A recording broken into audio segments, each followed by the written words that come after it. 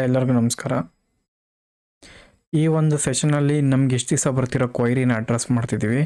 ಏನು ಕ್ವೈರೀಸು, ಏನು ಕ್ವಶನ್ಸ್ ಬರ್ತಿತ್ತು ನಮಗೆ ಅಂತ ಅಂದರೆ, ಈಗ ಗೊತ್ತಿರೋ ವಿಚಾರ ಏನಂದರೆ backward class welfare officer exam date announce ಆಗಿದೆ.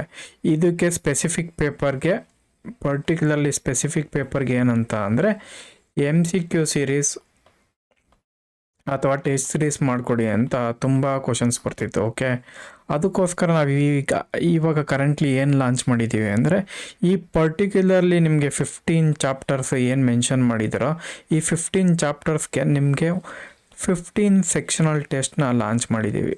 15 ಸೆಕ್ಷನಲ್ ಟೆಸ್ಟ್ನ ಲಾಂಚ್ ಮಾಡಿದ್ದೀವಿ. ಪರ್ಟಿಕ್ಯುಲರ್ಲಿ ಏನಕ್ಕೆ ಅಂತ, ಯಾವ ಥರ ಅಂತ ಅಂದರೆ, ನಿಮಗೆ ಇಂಡಿವಿಜುವಲ್ ಚಾಪ್ಟರ್ ಮೇಲೆ ನಿಮಗೆ 50 MCQ ಬರುತ್ತೆ. ಓಕೆ, 50 MCQ ಯಾವ ಥರ ಅಂತ ಅಂದರೆ ನೋಡಿ, ಇಲ್ಲಿ ಎಕ್ಸ್ಪ್ಲೇನ್ ಮಾಡ್ತೀನಿ. ಈಗಾಗಲೇ ಸ್ಟಾರ್ಟ್ ಆಗಿದೆ. ಯಾವತ್ತಿಂದ ಸ್ಟಾರ್ಟ್ ಆಯಿತು ಅಂದರೆ ನಿಮಗೆ 25th ಜುಲೈಯಿಂದ ಸ್ಟಾರ್ಟ್ ಆಯಿತು. ಓಕೆ, ಇಲ್ಲೇನು ಮೇನ್ ಅಂತ ಅಂದರೆ, ನೀವು ಕ್ವಶನ್ಸು ಯಾವ ಥರ ಇರುತ್ತೆ, ನೀವು ಯಾವ ಥರ ಅಪ್ರೋಚ್ ಇರಬೇಕು, ಯಾವ ಥರ ಕ್ವಶನ್ ಕೇಳೋ ಪಾಸಿಬಿಲಿಟಿ ಇರ್ಬೋದು. ಓಕೆ, ತಿರ್ಗದಾದಮೇಲೆ ಸರ್ ನಿಮ್ಮದೊಂದು ಡೆಮೋ ಕಳಿಸಿ ಟೆಸ್ಟ್ ಸೀರೀಸ್ದು ಅಂತ ಕೇಳ್ತಿದ್ರಲ್ಲ, ಅದಕ್ಕೋಸ್ಕರ ಒಂದು ಓವರ್ ಆಲ್ ಟೆಸ್ಟ್ ಇತ್ತ ಯಾವ ಥರ ಇದೆ, ಯಾವ ಥರ ಕ್ವಶನ್ಸ್ ಇದೆ, ಓಕೆ, ಯಾವ ಥರ ನಾವು ಕಂಟೆಂಟ್ ಪ್ರೊವೈಡ್ ಮಾಡ್ತೀವಿ ಅನ್ನೋದ್ರ ಮೇಲೆ ಈ ಒಂದು ಸೆಷನ್ ಇರುತ್ತೆ. ನೋಡಿ, ಈಗಾಗಲೇ ಸ್ಟಾರ್ಟ್ ಆಗಿದೆ 25th ಜುಲೈ. ಈಗಾಗಲೇ ಪರ್ಟಿಕ್ಯುಲರ್ಲಿ ನೋಡೋದಾದರೆ ನೋಡಿ, ಈ ಥರ ನಿಮಗೆ ಗ್ರೂಪ್ ಆ್ಯಡ್ ಮಾಡ್ಕೊತೀವಿ. ನಿಮಗೆ ಫಸ್ಟ್ ಟೆಸ್ಟ್ ಬಂದು ಫಸ್ಟ್ ಚಾಪ್ಟರ್ ಮೇಲೆ, ಸೆಕೆಂಡ್ ಟೆಸ್ಟ್ ಬಂದು national commission for backward class ಅಂತ ಇದೆಯಲ್ಲ, ಈ ಒಂದು ಚಾಪ್ಟರ್ ಮೇಲೆ. ತಿರ್ಗಾ ಥರ್ಡ್ ಟೆಸ್ಟು. ಓಕೆ, ಏನಂದರೆ ಈ ಓವರಾಲ್ ಇವಾಗವರೆಗೂ ಏನಾಗಿದೆ ಅಂದರೆ ನಿಮಗೆ 5 ಟೆಸ್ಟ್ ಆಗಿದೆ. EWS ರಿಸರ್ವೇಷನ್ವರೆಗೂ ಟೆಸ್ಟ್ ಆಗಿದೆ. ಅದಾದಮೇಲೆ ನೆಕ್ಸ್ಟ್ ನಿಮಗೆ ಮಂಡೆಯಿಂದ ನಿಮಗೆ ಯಾವುದು ಟಾಪಿಕ್ಕು, 6th ಟಾಪಿಕ್ ಯಾವುದಿದೆ, Karnataka state commission for backward class act 1995 functions power, ಇದ್ರ ಮೇಲೆ ಟೆಸ್ಟ್ ಇರುತ್ತೆ. ಅಲಾಂಗ್ ನಿಮಗೆ ಏನಂದರೆ ನಿಮಗೆ ಕರೆಂಟ್ ಅಫೇರ್ಸ್ ಕೂಡ ಕವರ್ ಆಗುತ್ತೆ ಟೆಸ್ಟಲ್ಲಿ. ಏನಿದು ಯಾವ ಥರ ಆಗುತ್ತೆ ಅಂತ ಅಂದರೆ,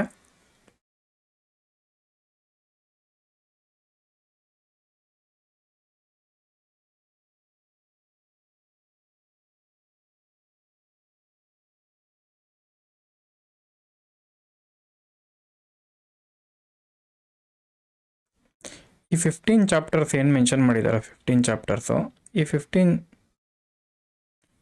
ಚಾಪ್ಟರ್ಸ್ ಏನಿದೆಯೋ ಆ 15 ಚಾಪ್ಟರ್ಗೆ ನಿಮಗೆ 15 ಸೆಕ್ಷನಲ್ ಟೆಸ್ಟ್ ಬರ್ತವೆ. ಸೆಕ್ಷನಲ್ ಟೆಸ್ಟ್ ಯಾವ ಥರ ಅಂತ ಅಂದರೆ, ನಿಮಗೆ ಯಾವ ಥರ ಟೆಸ್ಟ್ ಇರುತ್ತೆ ಅಂದರೆ, ನಿಮಗೆ around 30 to 35 question depending on chapter. ಕೆಲವು ಚಾಪ್ಟರ್ ಏನಾಗಿದೆ ಅಂದರೆ ಕ್ರೀಮಿ ಲೇಯರಲ್ಲಿ ಎಷ್ಟು ಕ್ವಶನ್ ಮಾಡಿದ್ರೆ ನೀವು 20 ಮಾಡ್ಬೋದು.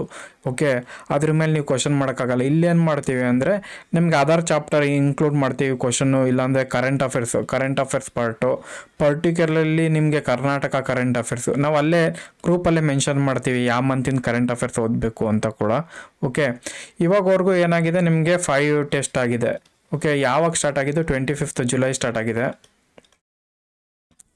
ಓಕೆ, ನಿಮ್ಗೇನು ಇಲ್ಲಿ ಅವೈಲಬಿಲಿಟಿ ಏನು ಅಂತ ಅಂದರೆ, ನಿಮಗೆ ಒಂದು ಆರ್ಡರ್ ವೇ ಆಗಿ ಎಲ್ಲ ಚಾಪ್ಟರ್ನ ನೀವು ಕವರ್ ಮಾಡ್ಕೊಂಡು ಹೋಗ್ಬೋದು. ಇಂಡಿವಿಜುವಲ್ ಸೆಕ್ಷನಲ್ ಟೆಸ್ಟ್ ಕೊಡೋದ್ರಿಂದ ನೀವು ಆ ಪರ್ಟಿಕ್ಯುಲರ್ ಚಾಪ್ಟರ್ನ ಈಸಿಯಾಗಿ ಏನಂದರೆ ಒಂದೊಂದು ದಿವಸ ಅಂದರೆ ಯಾವ ಥರ ಈ ಟೆಸ್ಟ್ ಇರುತ್ತೆ ಅಂದರೆ, ನಿಮಗೆ 2 days ಒಂದು ಟೆಸ್ಟ್ ಪ್ರೊವೈಡ್ ಮಾಡ್ತೀವಿ ಅಂತ ಅಂದರೆ,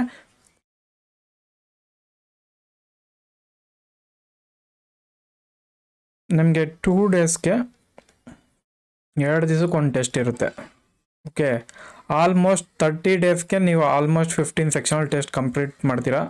ಅದ್ರ ಜೊತೆಗೆ ನಿಮಗೆ ಸೆಕ್ಷನಲ್ ಟೆಸ್ಟ್ ಜೊತೆಗೆ 3 ಫುಲ್ ಲೆಂತು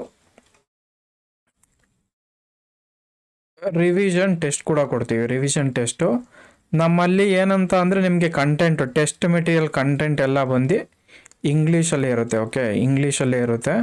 ಓಕೆ, ಕನ್ನಡದಲ್ಲಿ ನಾವು ಮಾಡ್ತಿಲ್ಲ, ನಮ್ಮ ಹತ್ರ ಬರೀ ಇಂಗ್ಲೀಷ್ ಕಂಟೆಂಟ್ ಅಷ್ಟೇ ಇರೋದು. ಇಂಗ್ಲೀಷಲ್ಲೇ ನಾವು ಟೆಸ್ಟ್ ಪ್ರೊವೈಡ್ ಮಾಡೋದು. ಓಕೆ, ಇವಾಗ ನೋಡೋಣ ಡೀಟೇಲಾಗಿ ಯಾವ ಥರ ಕ್ವಶನ್ ಇದೆ, ಯಾವ ಥರ ಕಂಟೆಂಟ್ ಇದೆ ನಮ್ಮದು ಅಂತ.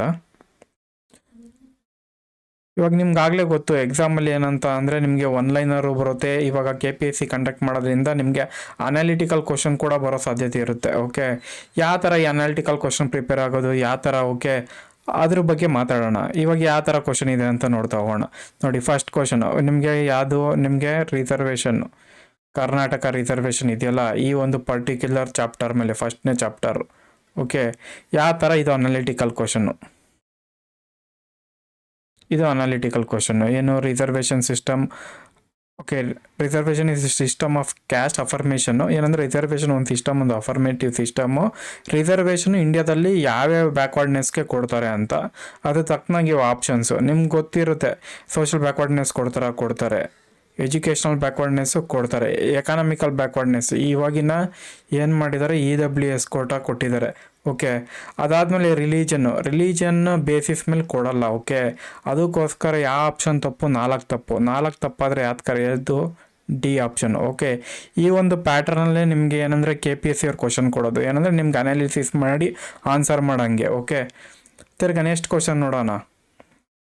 ನೆಕ್ಸ್ಟ್ ಕ್ವಶನ್ ಏನಂದರೆ ಒಂದು ಪಾರ್ಟಿ, ಯಾವುದು ಫಸ್ಟ್ ಪಾರ್ಟಿ ಏನಂತ ಅಂದರೆ ಒಂದು legislative first elected body, legislative body ಈಗ ಇಂಡಿಯಾದಲ್ಲಿ ಬಂದು ಅದೇನು ಮಾಡುತ್ತೆ ಅಂದರೆ ನಿಮಗೆ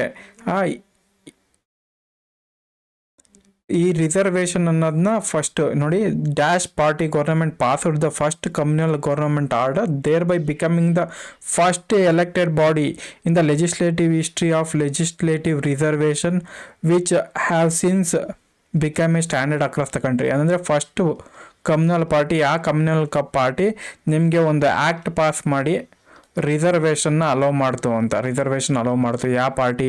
ಇಂಡಿಯನ್ ನ್ಯಾಷನಲ್ ಕಾಂಗ್ರೆಸ್ ಪಾರ್ಟಿನ, ಕಮ್ಯುನಿಸ್ಟ್ ಪಾರ್ಟಿನ, ಜಸ್ಟಿಸ್ ಪಾರ್ಟಿನ, ರಿಪಬ್ಲಿಕ್ ಪಾರ್ಟಿ, ಈ ಥರ ಕ್ವಶನ್ನು. ತಿರ್ಗದಾದ್ಮೇಲೆ ನೆಕ್ಸ್ಟು ಇಂಪೀರಿಯಲ್ ಪಾರ್ಲಿಮೆಂಟ್, ಯಾವುದು ವೆಸ್ಟ್ ಮಿನಿಸ್ಟರ್ ಅಂತ ಅಂತಿರಲ್ಲ ನಿಮಗೆ ಯಾವಾಗ ಪ್ರೀ ಇಂಡಿಪೆಂಡೆನ್ಸು. ಓಕೆ, ಇಂಡಿಪೆಂಡೆನ್ಸ್ ಟೈಮಲ್ಲಿ ಫ್ರೀಡಮ್ ಸ್ಟ್ರಗಲ್ ನಡಿಬೇಕಾದ್ರೆ ಈ ಒಂದು ಇದರಲ್ಲಿ ಯಾವುದು ನಿಮಗೆ ಎಲಿಮೆಂಟ್ ಆಫ್ ರಿಸರ್ವೇಷನ್ನ ಇಂಟ್ರೊಡ್ಯೂಸ್ ಮಾಡಿದ್ದು, ಯಾವ ಆ್ಯಕ್ಟು ಅನ್ನೋದು ಕ್ವಶನ್ನು. ತಿರ್ಗದಾದ್ಮೇಲೆ ನೆಕ್ಸ್ಟ್ ಕ್ವಶನ್ನು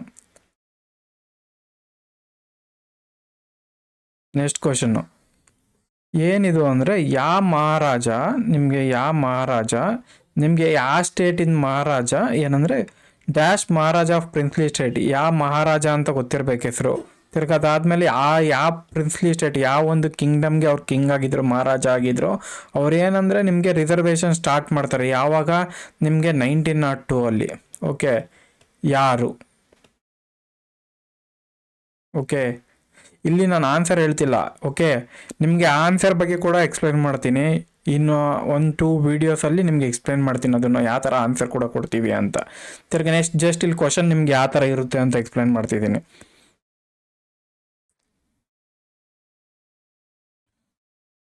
ತಿರ್ಗಾ 1 ಸೆಕೆಂಡ್.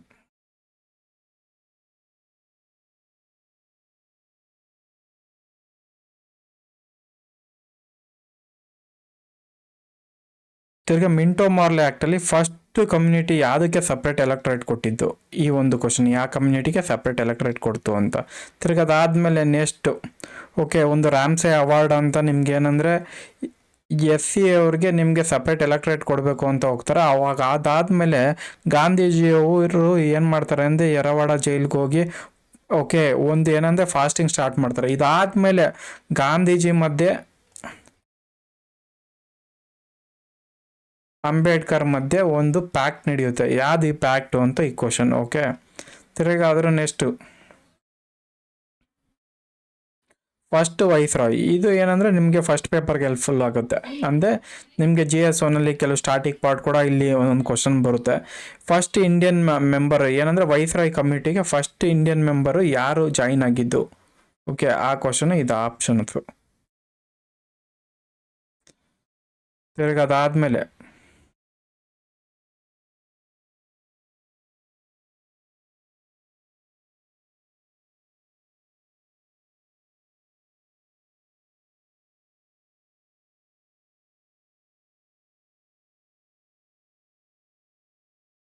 ಇದು current affairs topic. Current affairs ಏನಿದು ಅಂತ ಅಂದರೆ ಈ ಕೆಳಗಿನಲ್ಲಿ ಯಾವ OBC ಕಮಿಷನಲ್ ಅಂತ ಸೆಂಟ್ರಲ್ ಗೌರ್ಮೆಂಟ್ ಅವರು OBC ಕಮಿಷನ್ನ ಅಪಾಯಿಂಟ್ ಮಾಡಿದ್ದಾರೆ. OBC ಕಮಿಷನ್ಗಳು. ಇವು 3ರಲ್ಲಿ ಯಾವುದು OBC ಕಮಿಷನ್ ಅಲ್ಲ ಅಂತ.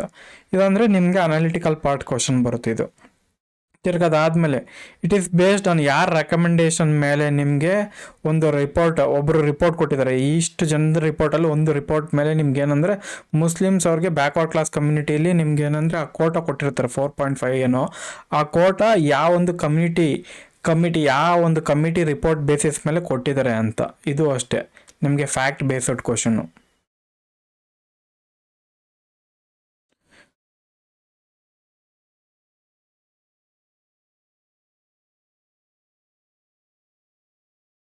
ತಿರ್ಗ ಆದ್ರೂ ನೆಕ್ಸ್ಟು ಇವಾಗ SC ಜಡ್ಜ್ಮೆಂಟ್ ಕೊಟ್ಟಿದೆ. ಅದ್ರ ಪ್ರಕಾರ ನಿಮಗೆ ರಿಸರ್ವೇಷನ್ 50% ಎಕ್ಸಿಡ್ ಆಗ್ಬೋದಾ, ಇಲ್ಲ ಕೆಲವು ಸ್ಟೇಟ್ ಅಂದರೆ ಸ್ಟೇಟ್ಮೆಂಟ್ ಬೇಸ್ಡ್ 2 ಸ್ಟೇಟ್ಮೆಂಟ್ ಕೊಟ್ಟಿದ್ದಾರೆ, ಯಾವ ಕರೆಕ್ಟ್ ಯಾವ ತಪ್ಪು ಅಂತ. ಇದು ಅಷ್ಟು ಅನಾಲಿಟಿಕಲ್. ನಿಮ್ಗೆ ಗೊತ್ತಿರಬೇಕು ಯಾವ್ದಾನ ಸ್ಟೇಟ್ 50% ರಿಸರ್ವೇಷನ್ ಎಕ್ಸಿಡ್ ಆಗಿದೆಯಾ, ಇವಾಗ ರೀಸೆಂಟ್ ಸ್ಟ್ಯಾಂಡ್ ಏನು ಸುಪ್ರೀಂ ಕೋರ್ಟ್ ಮೇಲೆ, ಇವೆರಡು ಗೊತ್ತಿದ್ರೆ ನಿಮಗೆ ಈ ಒಂದು ಪರ್ಟಿಕ್ಯುಲರ್ ಆನ್ಸರ್ನ ನೀವು ಅಂದೇ ಕ್ರ್ಯಾಕ್ ಮಾಡ್ಬೋದು ಕ್ವಶನ್ನ. ತಿರ್ಗಾ ನೆಕ್ಸ್ಟ್ ಇವಾಗ ಎಲ್ಲಿ ಸೆಂಟ್ರಲ್ ಗೌರ್ಮೆಂಟಲ್ಲಿ OBC ಪರ್ಟಿಕ್ಯುಲರ್ಲಿ OBC ಅವರಿಗೆ ಎಷ್ಟು ಪರ್ಸೆಂಟೇಜ್ ಅಲಾಟ್ ಆಗಿದೆ, ಇದು ಫ್ಯಾಕ್ಟ್ ಬೇಸ್ ಕ್ವಶನ್ನು. ತಿರ್ಗದಾದ್ಮೇಲೆ ನಿಮಗೆ SC ST first land mark ಒಂದು ಇನಿಷಿಯೇಟಿವ್ ತೊಗೊಂಡಿದ್ದಾರೆ. ಏನಿದು land mark initiative? Special recruitment for SC ಅವ್ರಿಗೆ ST ಅವ್ರಿಗೆ ಸ್ಪೆಷಲ್ ರಿಕ್ರೂಟ್ಮೆಂಟ್ ಮಾಡಬೇಕು ಗೌರ್ಮೆಂಟ್ ಜಾಬಲ್ಲಿ ಅಂತ ಒಂದು ಲ್ಯಾಂಡ್ ಮಾರ್ಕ್ ಇನಿಷಿಯೇಟಿವ್ ತೊಗೊಂಡಿದ್ದಾರೆ. ಒಂದು ಸ್ಟೇಟು, ಯಾವ ಸ್ಟೇಟು ಅಂತ ಈ ಕ್ವಶನ್ನು. ಓಕೆ, ಇದು ಅಷ್ಟೇ ನಿಮಗೆ ಏನಂದರೆ ಹಿಸ್ಟ್ರಿ ಆಫ್ ರಿಸರ್ವೇಷನ್ ಅಂದರೆ overall reservation in India, ಅದರಲ್ಲಿ ಪರ್ಟಿಕ್ಯುಲರ್ಲಿ ಫ್ಯಾಕ್ಟ್ ಬೇಸ್ಡ್ ಕ್ವಶನ್ ಇದು.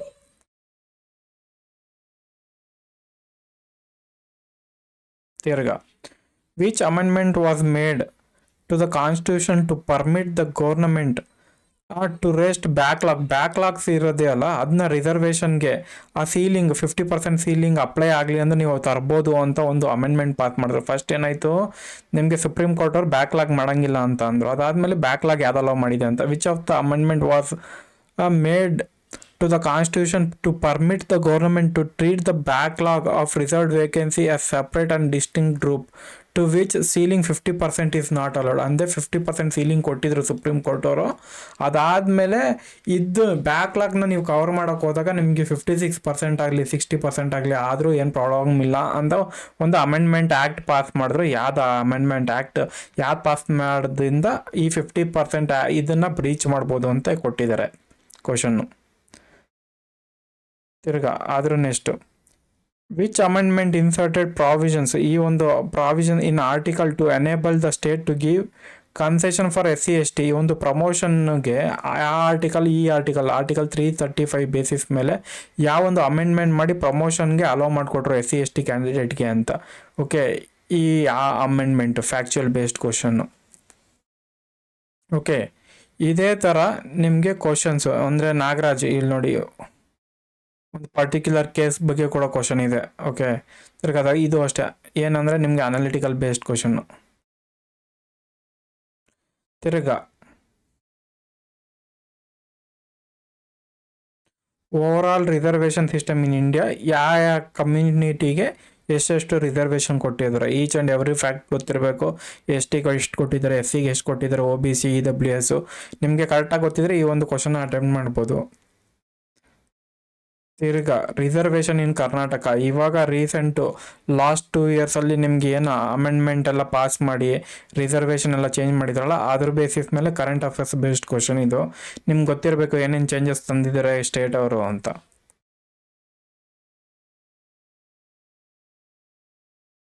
ತಿರ್ಗಾ next reservation for women's reservation ಕರ್ನಾಟಕದಲ್ಲಿ ಎಷ್ಟು % ಕೊಟ್ಟಿದ್ದಾರೆ, ಈ ಒಂದು ಸ್ಟೇಟ್ಮೆಂಟು ಅಷ್ಟೇ current affairs based question.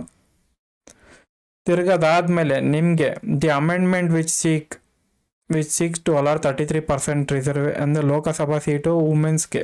Lok Sabha seat ಮತ್ತು ಇನ್ಯಾವ ಸೀಟ್ ಕೊಡ್ತಾರೆ, ಲೆಜಿಸ್ಲೇಟಿವ್ ಸೀಟ್ ಕೊಡ್ತಾರೆ, ರಾಜ್ಯಸಭಾ ಸೀಟ್ ಕೊಡೋಲ್ಲ, ಮತ್ತು ಸ್ಟೇಟ್ ಲೆಜಿಸ್ಲೇಟಿವ್ ಕೌನ್ಸಿಲ್ ಸೀಟ್ ಇಲ್ಲ. ಓಕೆ, ಇವೆರಡು ಪಾಯಿಂಟ್ ಗೊತ್ತಿರಬೇಕು.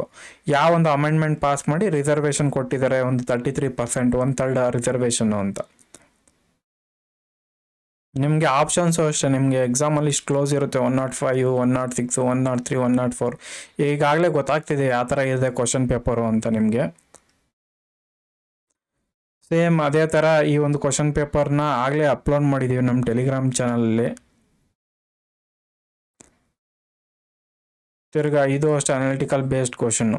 ಏನಂದರೆ ಈ ಯಾವ್ಯಾವ ಇನ್ಸ್ಟಿಟ್ಯೂಟು ಇಲ್ಲಿ ಹೈಯರ್ ಎಜುಕೇಷನಲ್ಲಿ ನಿಮಗೆ ರಿಸರ್ವೇಷನ್ ಅಲೋ ಮಾಡಿಲ್ಲ ಅಂತ. ಈ ಒಂದು ಕ್ವಶನ್ ಏನಂದರೆ ನಿಮಗೆ ಅನಾಲಿಟಿಕಲ್ ಫ್ಯಾಕ್ಟ್ ಎರಡೂ ಅಷ್ಟೇ. ನಿಮ್ಗೆ ಕರೆಕ್ಟಾಗಿ ಫ್ಯಾಕ್ಟ್ ಗೊತ್ತಿದ್ರೆ ಮಾತ್ರ ಈ ಆನ್ಸರ್ ಮಾಡೋಕ್ಕಾಗುತ್ತೆ. ಇಲ್ಲ ಅಂದರೆ ಇದು ಆನ್ಸರ್ ಮಾಡಲಿ ಅಂದರೆ ಬಿಟ್ಬಿಡೋದೇ ಒಳ್ಳೇದು ಈ ಥರ ಕ್ವಶನ್ಗಳು ಎಕ್ಸಾಮಲ್ಲಿ ಬಂದರೆ.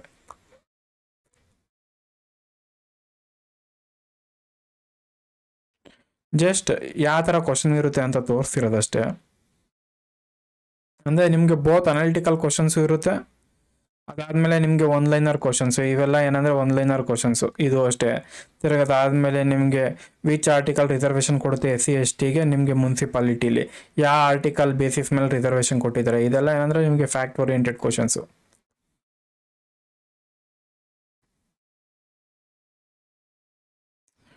ಓಕೆ, ಇದು ಅಷ್ಟೇ ಫ್ಯಾಕ್ಟ್ ಓರಿಯೆಂಟೆಡ್ ಕ್ವಶನ್ನು. ಇವಾಗ ಕರೆಂಟ್ಲಿ 18 ಲೋಕಸಭಾದಲ್ಲಿ ಎಷ್ಟು ಜನ ವುಮೆನ್ ಕ್ಯಾಂಡಿಡೇಟ್ ಇದ್ದಾರೆ ಅಂತ ಕರೆಂಟ್ ಅಫೇರ್ಸ್ ಕೂಡ ಇರುತ್ತೆ ನಿಮಗೆ.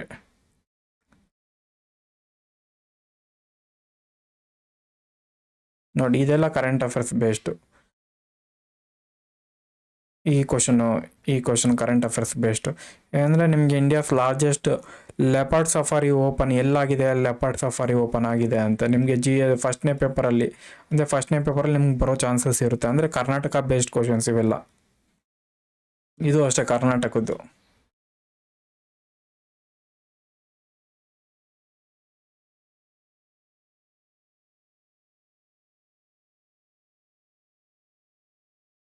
ಇವಾಗ ರೀಸೆಂಟ್ 2 ಮಂತ್ಸಲ್ಲಿ ಏನಾಗಿದೆ ನಿಮಗೆ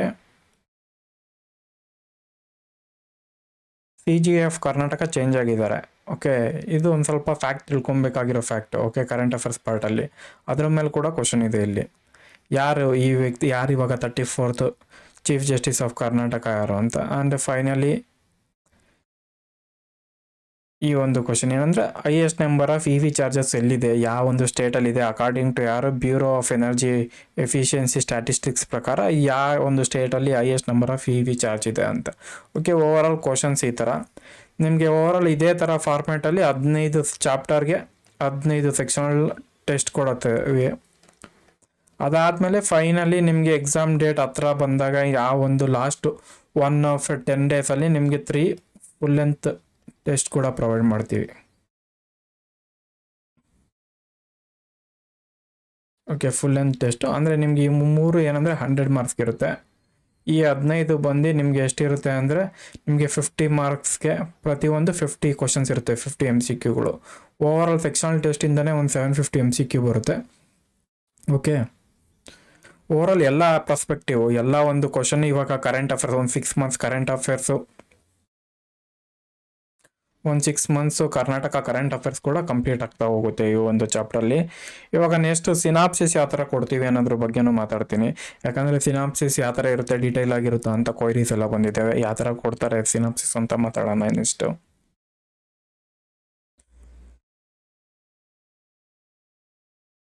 ಓವರಾಲ್ ಇದೇನಂತ ಅಂದರೆ ನಿಮ್ಗೆ ಈಗಾಗಲೇ 25th ಲಾಂಚ್ ಆಗಿದೆ, 25th ಜುಲೈ. ಓಕೆ,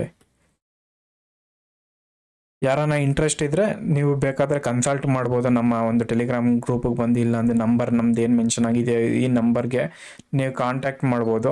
ಓಕೆ, ನಿಮ್ಗೆ ಏನೇನು ಕ್ವೈರೀಸ್ ಇದೆ, ಡೀಟೇಲ್ಸ್ ಏನೇನು ತೊಗೊಬೇಕು ಅಂತ ಇದ್ದರೆ ನಿಮಗೆ 25th ಲಾಂಚ್ ಆಗಿದೆ. ಕಂಟೆಂಟ್ ಬಂದು ನಿಮ್ಗೆ ಇಂಗ್ಲೀಷಲ್ಲಿದೆ. ಓಕೆ, ಯಾವುದೇ ಥರ ಕನ್ನಡದಲ್ಲಿ ನಾವು ಪ್ರೊವೈಡ್ ಮಾಡ್ತಿಲ್ಲ. ಓಕೆ, ಎಲ್ಲ ಮೆಟೀರಿಯಲ್ಲು ನಮ್ಮ ಹತ್ರ ಇಂಗ್ಲೀಷ್ ಇದೆ. ತಿರ್ಗದಾದಮೇಲೆ ಫೈನಲ್ ಆಗಿ ನಿಮಗೆ ಈ ಒಂದು ಪ್ರೈಸ್ ಅಂದರೆ ನಿಮಗೆ 15 ಟೆಸ್ಟ್ ಏನು 15 ಸೆಕ್ಷನಲ್ ಟೆಸ್ಟ್ ಇದೆಯೋ ಈ ಒಂದು ಪ್ರೈಸ್ ಬಂದು ನಿಮಗೆ 600 ರೂಪೀಸ್ ಆಗುತ್ತೆ. ಓಕೆ, 600 ರೂಪೀಸು ಈ ಒಂದು ಪ್ರೈಸ್ ಆಗುತ್ತೆ. ಇವಾಗ ನೆಕ್ಸ್ಟು ಇದೆ ಏನಂದರೆ ಇವಾಗ ಟೆಸ್ಟ್ ಪೇಪರ್ ನೋಡೋದಲ್ಲ, ನೆಕ್ಸ್ಟ್ ಏನಂದರೆ ಈ ಯಾವ ಥರ ಡೀಟೇಲ್ ಸೊಲ್ಯೂಷನ್ ಇರುತ್ತೆ ಅಂತ ಕೂಡ ಒಂದು 10 to 12 ಕ್ವಶನ್ಗೆ ಎಕ್ಸ್ಪ್ಲೈನ್ ಮಾಡ್ತೀನಿ ಯಾವ ಥರ ಡೀಟೇಲ್ ಸೊಲ್ಯೂಷನ್ ಇರುತ್ತೆ ಅಂತ.